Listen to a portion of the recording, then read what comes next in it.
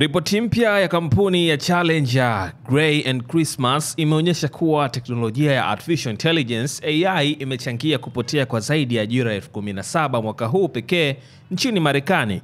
Kati ya hizo takriban 7,000 zilipotea mwezi Septemba kutokana na kampuni nyingi kuanza kutumia mifumo ya AI badala ya wafanyakazi. Kwa mujibu wa ripoti hiyo, sekta zilizoathirika zaidi ni huduma kwa wateja, teknolojia na utendaji wa ofisi.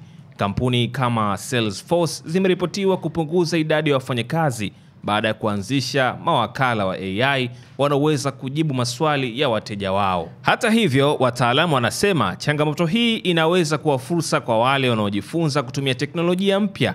Wanapendekeza wafanyakazi kujiendeleza katika nyanja kama uchanganuzi wa data, usimamizi wa mifumo ya AI na ubunifu wa kidijitali, ili kuendelea kuwa muhimu katika soko la ajira linalobadilika kwa kasi. Kwa sasa, wataalamu wanatahadharisha kuwa athari za AI katika ajira bado ziko katika hatua za mwanzo, lakini zinaonyesha dalili kuwa mustakabali wa kazi nyingi utategemea uelewa wa teknolojia hii ya AI.